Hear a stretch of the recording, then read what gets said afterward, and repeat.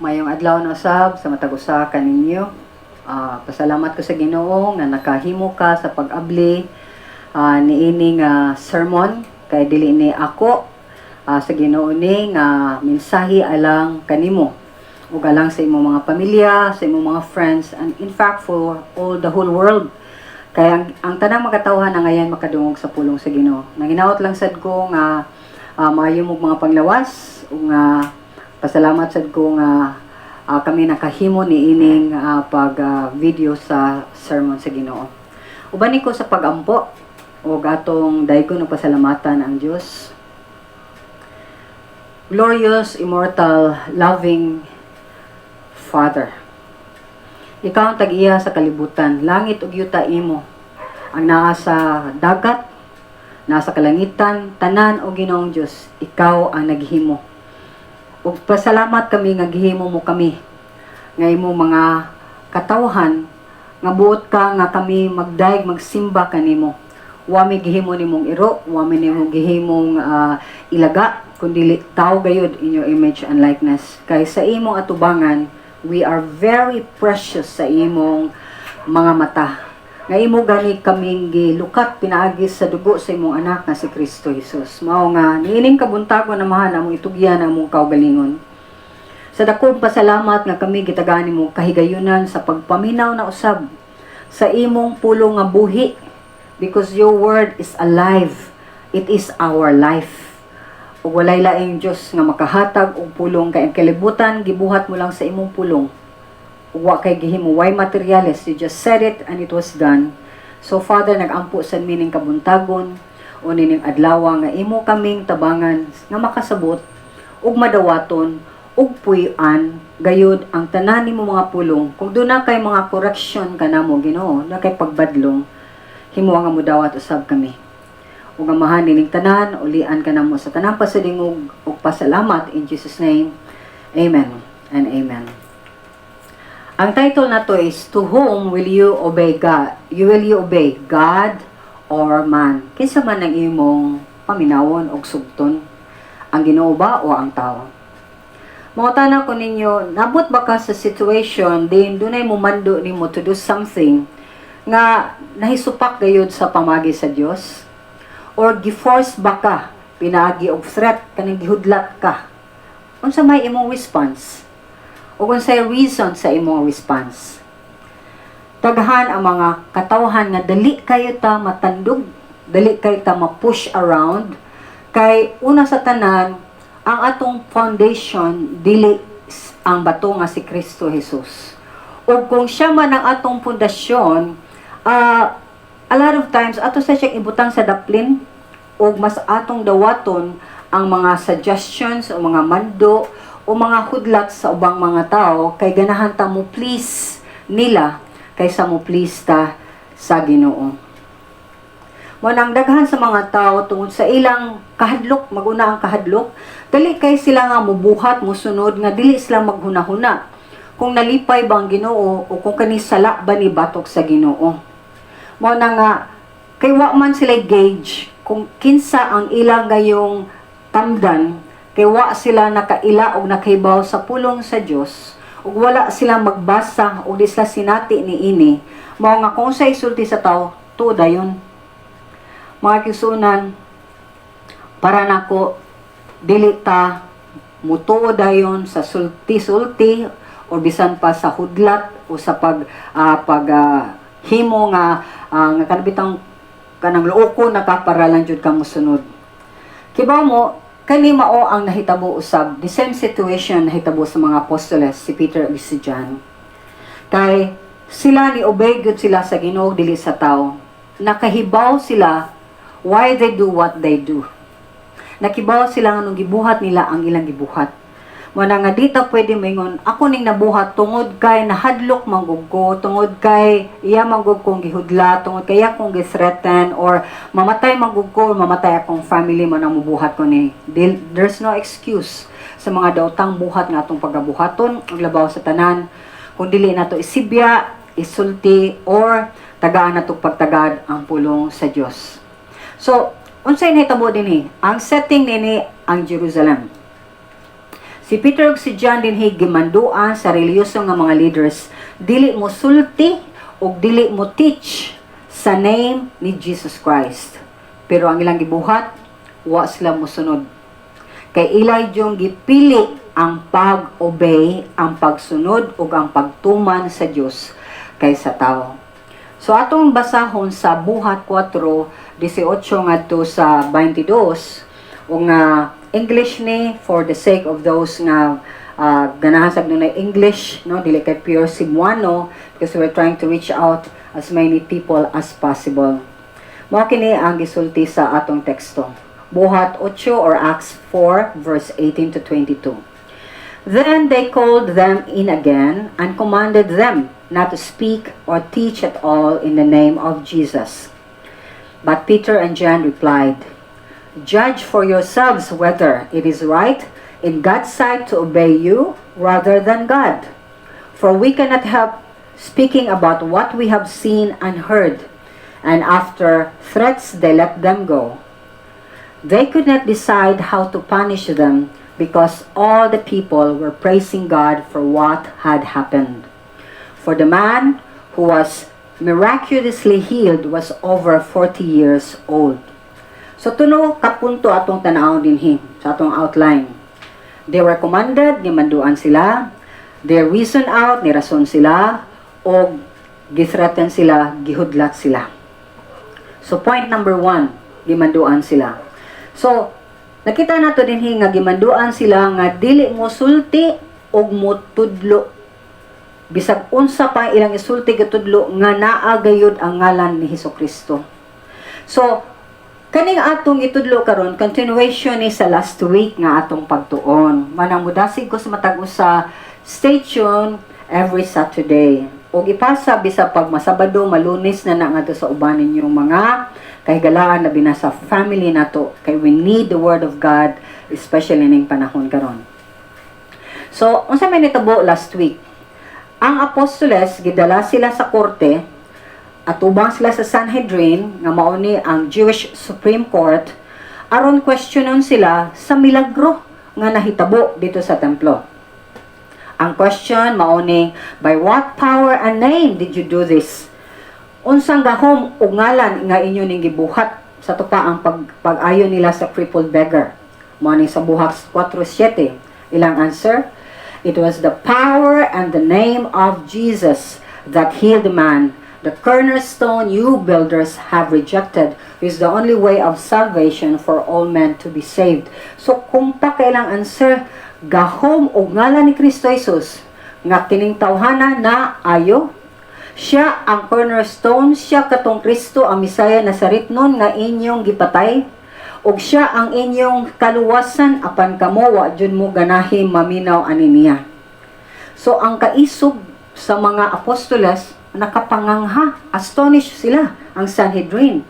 Kay nga naman nasayod biya ta mga taong may edukasyon ug wa joy mga posisyon, mo ni ang mga tawo nga nala sa daplin magpanglihok nya sila biya fishermen.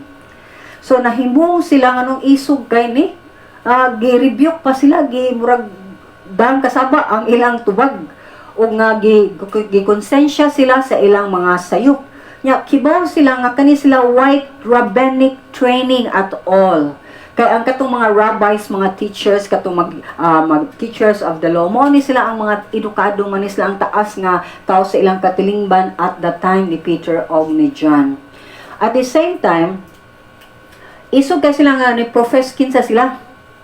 Mo nang nakakita sila, nakabantay sila, ay ni isog kay ni sila kay pariham sa ni sila sa ilang gisunod-sunod.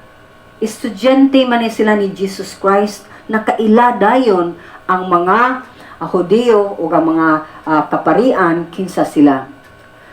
Ang nakapait niini is this: the Jewish Supreme Court knew sa ilang kasing-kasing it was the power of Jesus nga nakahimog outstanding miracle nga kining crippled nga beggar or bakol na ayo, and yet they refused Jesus in their lives.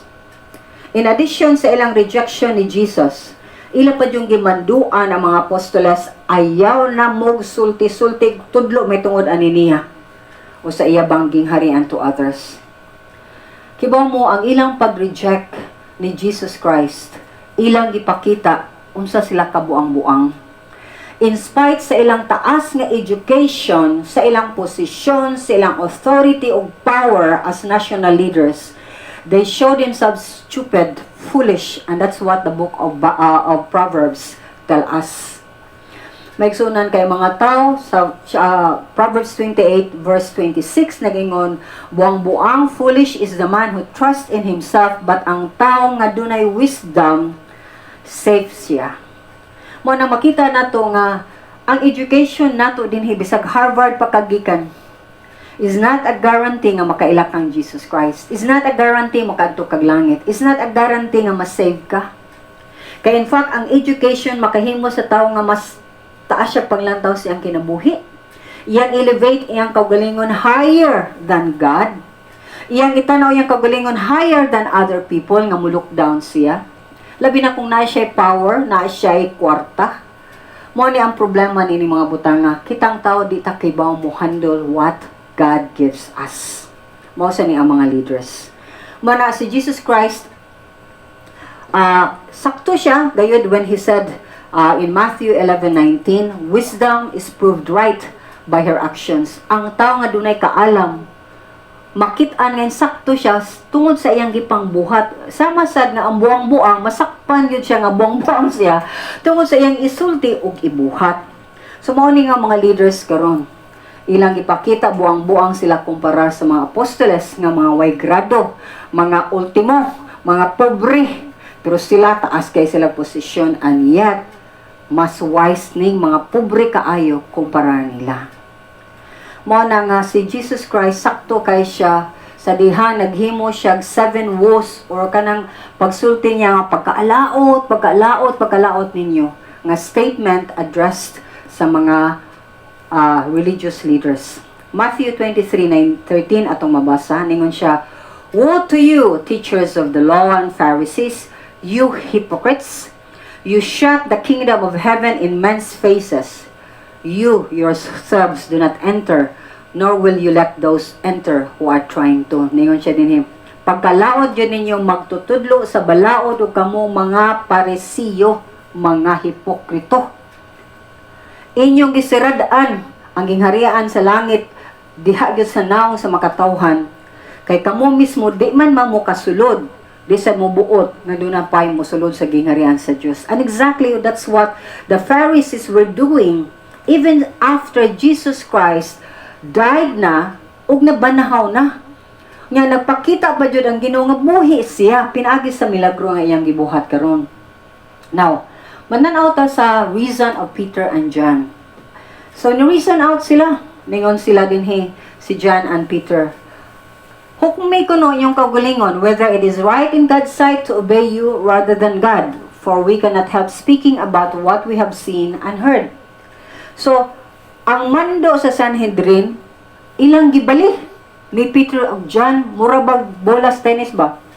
No? Paglabay sa kontras bulad sa imong court, silang court iyala sang gi-throw pagbalik.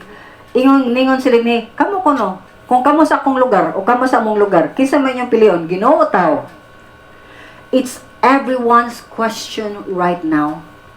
Kinsa man imong sundon? Ginoo, tao. Kinsa imong palabihon? Ginoo, tao. Kinsa may taas para nimo? Ginoo, tao. Kinsa may mas bugat si mong kasing-kasing? Ginoo o tao. Kinsa may makaluwas nimo? Ginoo o tao. Kinsa may mahukom nimo? Ginoo o tao. Ano, we go deeper and deeper and deeper. There are so many things nga mabuhat sa Ginoo that man cannot do. Kato na lang gingon sa Ginoo nga, kadlukin ninyo ang makapatay sa inyong lawas ug makatambog niyo sa impyerno. Pero ang tao, kutubra siya sa pagpatay sa lawas, apan dili siya makahukom ninyo makalabay sa impyerno. In our daily devotion ganina, buntag nami sa Book of Revelation, ang natanaw mi sa Church of Smyrna of Philadelphia, nganingon ang Ginoo, He is the one who holds the key of the kingdom. Dili si Pedro ang muatubang nato, inikamatay nato yung makapasud nato sa listahan ng Pedro Kenta. Tanasan akong baga nga libro na bay mong Andre. It's Jesus Christ. Walay lain. Nga maingon, amahan, ako ng tao pasudla. Kana siya nagduha-duha, wa pa siya klaro, ayaw na siya nga doon na siya sa impyerno. It's Jesus Christ. Kaya ang tanang paghukom gihatag sa mahanganha kaniya. Asa pagpabanhaw sa tao, siya ang kitagaan o otoridad sa mahan. Asa paghukom kung asa ang tao impyerno o langit, siya ang gihatagan ni ana. Kinsa mahatagan niya kinabuhing walay katapusan, siya sa ang makahatag ni ana. Siya ang makahimo sa tanan. Jesus Christ. Ug siya ang pinaka-neglected o gi-reject nga ngalan nga di gyud mo gawas sa bakba sa mga tao nga asag yung mga bata nalibog na kay si Jesus na himong papa ug si Maria na himong mama. May gisuonan, let's it make clear, himo na tong clear sa atong mga anak. Jesus is the Son of God. Anak siya sa amahan, pero usa sila sa amahan ug usa sila sa Espiritu Santo. Kay kitang tanan nagdako ta nga nakailata nga usa ra ang Dios ang silbihan. Correct? So, dapat mo focus na ni ana. So, ilang gibali ni John o ni Peter. Nya nihatag sila sa rason. Nga nganong mo choose sila, mo pili sila nga ang Ginoo ilang sundon. Kiningon sila, di mi makahimo kay di mo gawas jud sa among mga baba. Di mi ka help kundi mo gawas namo o makasulti gyud mi sa among nakita ug nadungog.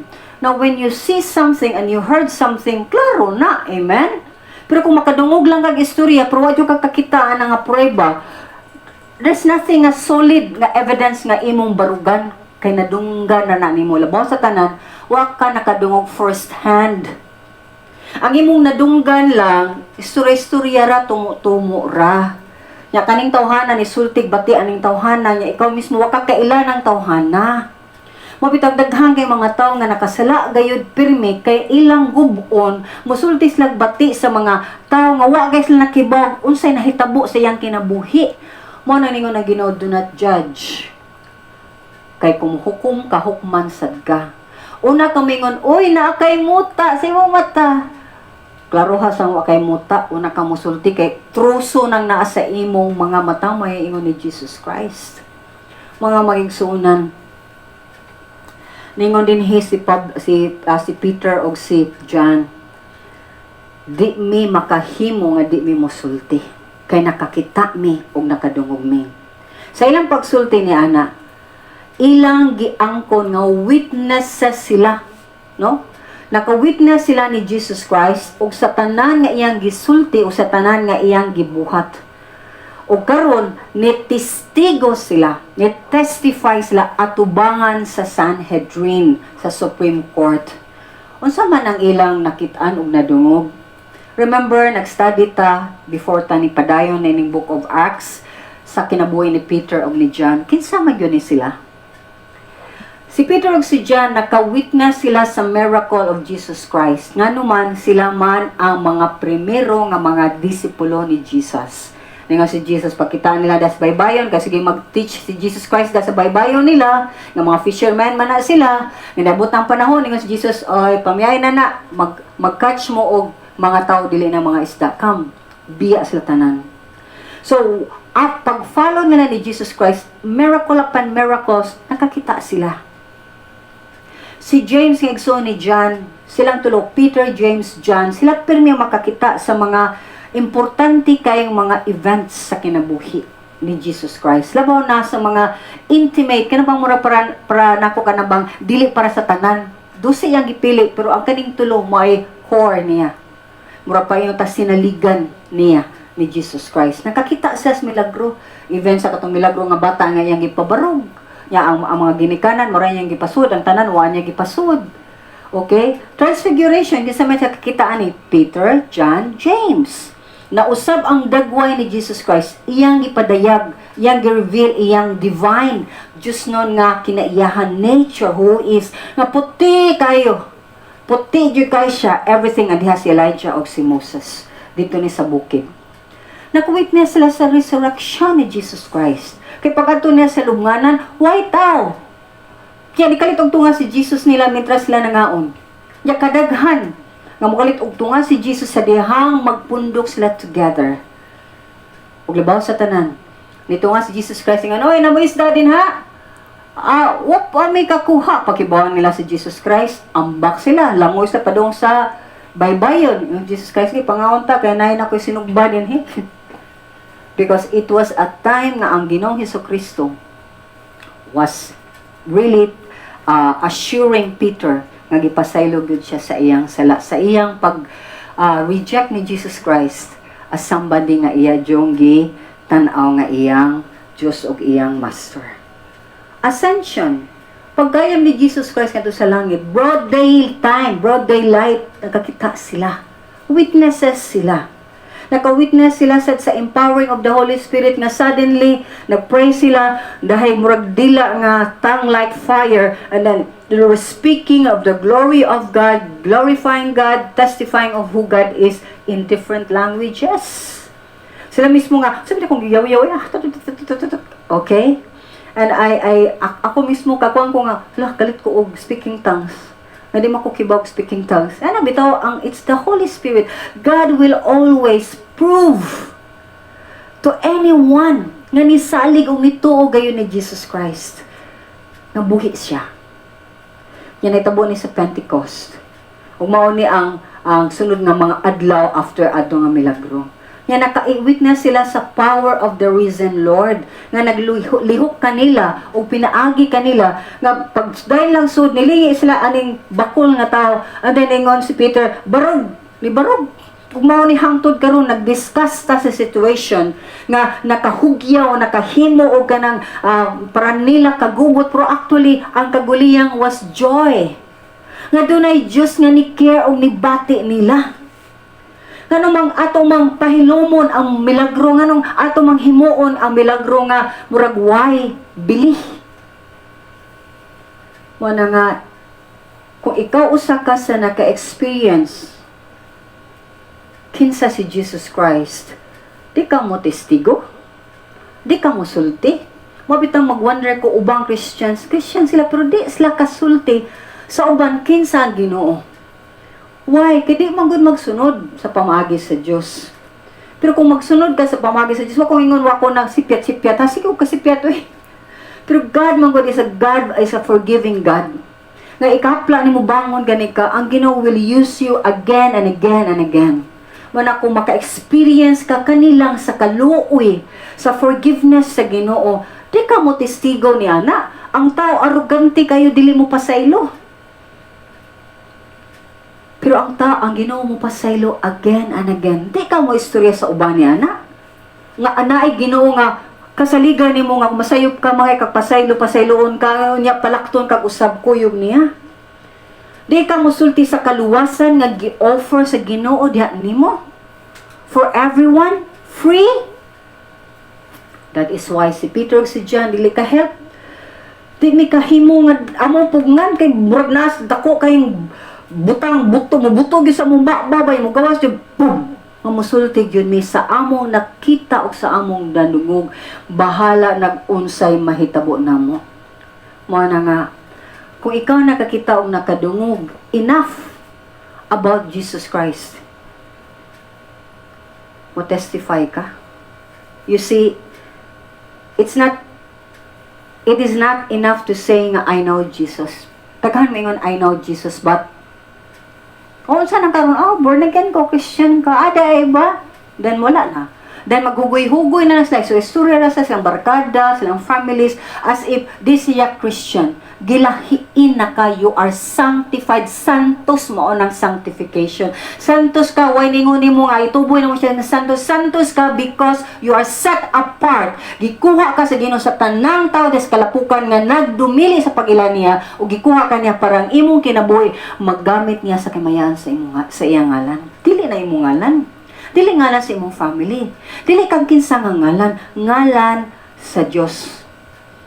Amen? So, mana nga, kung nakakita ka, testify about God. Ingna sila, I know Jesus personally. Kaysa dihang maglakaw na ka ni Jesus personally, sa malang nga nakibag-o nga kaila.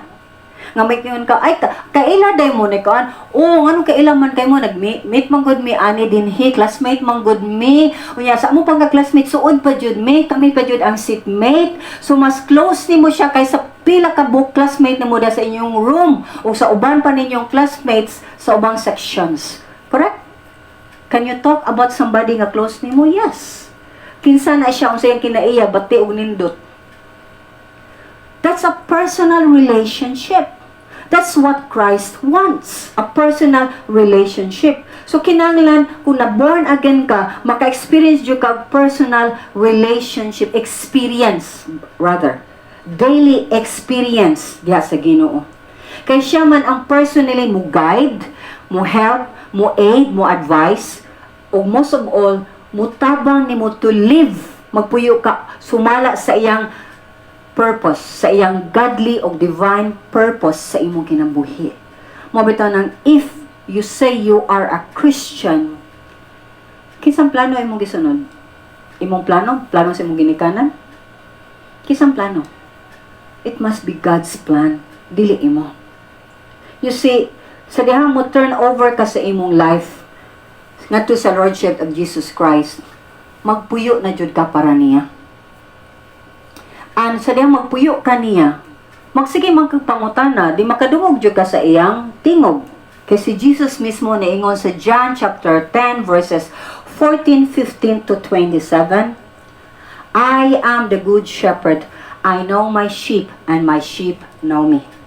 Just as the Father knows me and I know the Father, and I lay down my life for the sheep. My sheep listen to my voice. I know them and they follow me. Bisayon ako. Ako ang maayong pastol. Kaila ko sa akong mga karnero, ang akong karnero, nakailan ako. Sasama nga, ang akong amahan, nag-ilakan ako nakaila sa akong amahan. Ug andam kong akong ihatag akong kinabuhi alang sa akong karnero. Ug ang akong karnero, take note of this, maminaw sa akong tingog. Nakaila ko nila, og sila musunod kanako. Manang kang kinsang tingog ang imong gipaminaw nga imong gisunod. Kibaw mo, daghan kay kog stories nga ma-share ninyo sa akong experience sa Ginoo. Pero musulti ko ninyo sa akong conversion story. Akong first personal experience sa Ginoong Hesukristo. Kibaw mo, dunay Amerikano akong nakaila. Nga kanidang Amerikanoha, gipadade ni sa Cebu para mo sangyaw sa pulong sa Ginoo. So, more than a year, sige siya kisgot, sulti-sulti sa Ginoo. Di ko ganahan di ko pirmi mulikay ko maabot siya. Pero, somewhere another, makahisgot siya sa Ginoo niya, maminaw ko, di ko ganahan, pero ang akong kasing-gasing is happy. Yan ay mga daghang mga bati o sayop nga, mga ka sa suba, yan di ka mangkon ba kay garbo lagi, di ka mo angkon dayon. So daghan na nga tangtang ni ana, pero same time di pagihapon ko. One day, wako kibaw nga no, ako'y nanawag sa Amerikano. Dito ko silang balay. So pagato na ko silang balay, di ayang asawa, siya, Suryami. Sa middle sa among conversation, hala, perte na naman kong hilak. Basta na kong pugong hilak yung maayo so loud nga para na ko nauwaw ko kay ang akong tubig sa kumatag, tubig sa kong ilong nag-aabot na niya, wako'y panyo, niduko ko. Sa akong pagduko, of course, niduko ko, I saw their feet. And suddenly, bang, nawagtang sila din ha. And I was in a place nga murag cloud to or whatever. Yan ay dako kayong tao, dako jud kay siya, ako kita sa face. Nag-stretch siya ang arms. Unin siya, asa pa man ka? Ya ako mura jud kong ilaga nga, adto jud ko sa suok. Ngana pa jud ko. Ingon ang kibaw ko ang Ginoo ningon siya nga, asa pa man ka? Nakadungog nakagdaghan kaayo. Kasi more than 1 year pagod ang pastor sige share nako. Kung di ka mo duol nako, di na jud ka kaduol nako. Giultimatuman ko sa kagahay sa kong ulo. Nabalik ko, nibong ko na siya, kung nanak ko sa ilang mga atubangan, o ilang tinakitaan ko, kaya nagsigig hapon ko, og hilak. And this time, mas grabe yung kahilak, pamay na ko ang tibok sibot, nga kung di na ko pungan, makadungog, chabaw yun, as in chabaw yun, kaya na-convicted ko sa akong sala. That was the experience, one experience, and one after the other. I experienced God in my life, and He talks to you as if kanina ni personal nga makig-istorya ka nimo. So magigsuunan, Jesus became the love of my life that day, February 14, gabi ito. Ang Bible na himong book nga musulti nako, kana nako musulti, murag sulti jud ba di kay murag basa kag something, buhi ang iyang pulong. Makadungog ko sa iyang mga pulong through here og audible voice sa niya. Sa diyang mo answer ko is either here o kung wa na di sa Bible ang Ginoo musulti sa several times. Kadaghan ko nakadungog sa tingog sa Ginoo. I can tell you so many things may tungod ni Jesus nga personal God siya. Nga nibati ni care siya so much about you as He cared about me. Pwede sad siyang mahimo imong Ginoo if you allow Him. Nga imo siyang pasudlon sa imong kinabuhi. So mubalik ta sa atong teksto nga rita sa point 3. Ang mga apostoles ni himog uncompromised position. Wa sila makig-ariglo, wa sila nga sige para dili mo masok ko, may nani na lang mi kanang mo musul nagay milagro mo ato nang Ginoo may lami nga si Jesus to ni buhat. Ay saba. Magi mo sa milagro si Jesus to ni buhat. Ay saba. Wa uncompromised, wa sila mo kompromiso. Tanawa sa verse 21 tong basahan. After further threats, they let them go. They could not decide how to punish them because all the people were praising God for what had happened. For the man who was miraculously healed was over 40 years old. Inaana nakatiguang. So ang Sanhedrin, determinado man sila nga, oy, siradaan yung baha, Peter o John, taratatatatatatat, what nagisulti din unsay ilang mga hudlat, ilang threat, ngadto pero dili na usara daghan with as threats. So unsa na ningon baka sila sulti pag balik paragtaon mo na mo, we don't know that possible sad kay na inon sila nga ipadakop mo, ibalhog mo, mamatay na mo, di na mo kagawas o inyo bang family amo na silang panakpon etc. And remember this, when Jesus Christ was arrested, mga talawan kini sila. But sa dihang si Jesus Christ rose from the grave, unya ni ascend pa yun sa langit, ni balik na sa lingkod, paglingkod sa tuo, sa kamot sa amahan. These people with the power of the Holy Spirit, isog na kayo mo deklarar. Marapara nila, patay kong patay.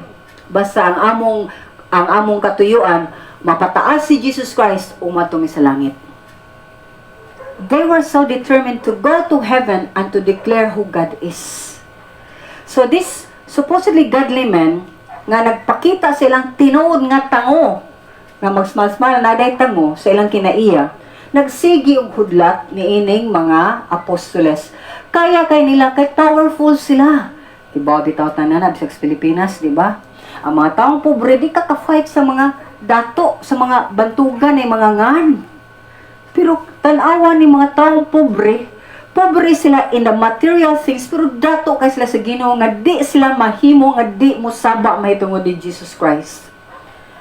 So mga gisunan, why nahimo ang mga relihiyosong mga katawhan kay labaw sa tanan, kibaw man sila nga ang mga katawhan dito sa temple niya at that time daghang mga tao kay it was prayer time sa mga Hudiyo.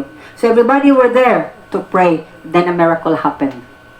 Nakakita agyud sila o convince ang mga katawhan na tinuod ang miracle kay for over 40 years nakakita sila ni ining bakul everyday nga musud sila sa beautiful gate naa dinha nagpakalimos in town kay mauray na way niya nga makakaon siya. Magigsuunan ang mga tower praising God, pero ang mga reliyosong mga tao sukwahi no, sila man ta ang magdala sa pung sa Ginoo, sila ang tay magpasabot sa mga katawhan nga ang pulong sa Dios buhi mao na si Jesus Christ naghimong milagro. Pero ang tanan nga ilang nahibaw-an, ilang gibutang sa ilang lubot ug ilang giyak-an ang kamatuoran ug mingon sila, "Shh, di mo mosulti may tungod ni Jesus Christ." Isn't it a mockery? Isn't it a irony? Kanang bitang kabuang jud kana bang nganong bali ngan sila man tay nagtudlo, sila man untay nagtuon sa pulong sa Ginoo, and yet di sila motuo. Ug sila mismo hadlok sila sa mga tao. Maigsuonan, ang tao ba nga way joy klarong baruganan, ang mga tao ni nga wa kaila Ginoo. Pero the moment ka ila ka Ginoo, real kay siya, tinuod jud sa imong kinabuhi, di ka mahadlok bisag kamatayon pa ang mututok sa imong mga mata. Kay death is a minister, a servant of God. Ang death mo, smile ka when they come. Di ka mo yan, mauna din eh, di lagi ko, manang uban na matay. Kaya ni-resist up to the moment. Pero ang tao nga nakaila sa Ginoo, kakita lang sa kamatayon, gisugo ka sa Ginoo, sige, karon na, sige. Ako nag-hope gani ko kung mamatay ko, nag-ana dyan ko. Di lang kay murag nag-smile. Gangisigit. Klaro man yun ang gitang ipon ko, kaysa nag-ana. My mom died with that smile on her face. Muna ako, Lord, di ko ganang mo yung, ay, mura man ito ba, sige, stretch to sa mananambal, asa yun, kanang nag-imbang, or etc. Ano, yun. Kasi may makausap ba na, ngangisi mo ka. Amen? So, mga kisunan, testify about God. Kung nakaila ka sa Ginoo, let His word be known.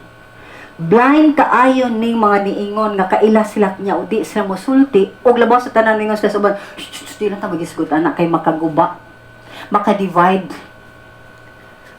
man gyud kay mahimo man kang lahi. So manang usas nganon hadlok ang mga leaders kay kung why mga tao, kung mga tao musukol nila kay kita maslas milagro.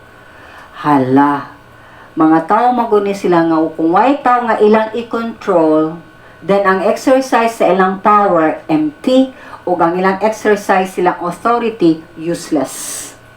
Kung wala sila dumalaon nga tao, ang ilang gahom wala. Kaya di man gamay mong powerful kung why mga tao may mo, yeah, amen, bravo, correct jud ka sir, okay jud na ma'am. Kung ang authority mo wa sa gyud na kay gusto man ang imong sulti-sultihan daw gingnon mo palihugtaan ni daw palihugtaan ni yun, yes sir, yes ma'am, hadlok sila kay ngano nasayod man gyud ta nga ang kaning wealth, kayamanan brings power, and power brings authority and fame ug mo feed sa ego sa tao. Kaning mga religious leaders, for them to lose fame, glory, power is like losing life, their life. Kaya gi-attach man nila ang ilang identity sa ilang pagkatao, sa ilang garbo. Instead, ilang i-attach o identify ilang ngalan diha ni Kristo nga muhatag og tinuod nga kinabuhi. Manang musirado ko ni magsuunan, blind obedience nang butang nga pagsunod bitaw nga kay gisugo magugko, ayaw sunod kung sayo. Mo ni blind obedience. Maabot lang na sa tao nga wa jud nakakita o nakaila sa tinuod nga authority over niya. Kompromiso mahimong sayon sa tanan nga ilang i-justify nga di man ako siya manggod nagsugo nako agdi ko mutuman si sir gud na si ma'am gud na asa man ko mo trabaho kung di ko mosunod ni sir og ni ma'am. Stilan unsa may akong buhaton kung akong banag o akong sawa, mabiya na ko akong mga anak, kung di na ko sila tumanan silang gusto, pastila. We tend to serve men, not God. We should repent. Kay klaro kay sa Ginoo, He is the ultimate authority. Siya ang ultima nga otoridad. Kinahanglan siya atong sundon og siya lamang. Ang mga otoridad nga nasa under nato or mabaw nato ning kalibutan na kung dili gay insakto ang ilang sugo, tigyo ta. Example lang ani. Unsay authority sa ato karon, di ba ang government? Unsay ingon sa government? Paglakaw mo, ayaw jud mo pag-wear og mask para humaning COVID. Mao ba gisulti? Wala. Unsay ingon sa authority nato? Stay at home. Kung mulakaw man gani mo mugawas mo, please wear mask. International na nga. Sani ka ng sulti, di lang sa Pilipinas, everywhere in the world. Asa CNN, bisag asa ka, wear mask, stay at home as much as possible. The whole authority is telling us para maundang ning COVID sa matong gibuhat. Daghan gihapon, di mo to nga dunay COVID. Daghan gihapon nga magtabuhat, magpahimo gyud sila, nga ilang pugson, ilang isratan ang bang tao para pagbuhat silang gusto. Ya, kung di mo ka mabuhat na bati ka. Di ka mayong asawa. Kaya di ka mo adto. Di ka mo musudong bisag gamay. You know, these are foolishness. Nga, isave ni mo ang tao nga mutaliwa na or ang tao nga buhi pa. Asa may mong save na? Huwag labaw sa tanan ang imo yung lawas, ang imo yung ginabuhi, imo yung ihatag sa mupanaw na. What for? Mabitaw ng crazy kay tap. Salamat bitaw ko ano yung mga lubong-lubong karon no. Awanay ka ng kilak-kilak. Sa may mong gibuhat ana niya mintras pa na siya buhi pa. Daghan kay mga hipokrito. Salamat ko nga kalubong day karon ditso na. Kakuha ana sa St. Peter ditso lubong. Walay dagang kuskus balongos, walay seremonyas mo ng Ginoo is changing our lives, and there's going to be a huge change diin ang government ha, musultik usa ka butang nga naisupak sa pulong sa Dios. Unsa may buhaton nimo ana ron? Karon sayon kay obey, mag-wear og mask, stay at home. Like ako, stay at home, pila na ko kabuan since pag-lockdown. But mingon ang government, kinahanglan namoy chip sa inyong kamot og dinhi kay di na ta makupot aning kwarta kay hugaw kaayo. Yeah, the whole world will come together for that.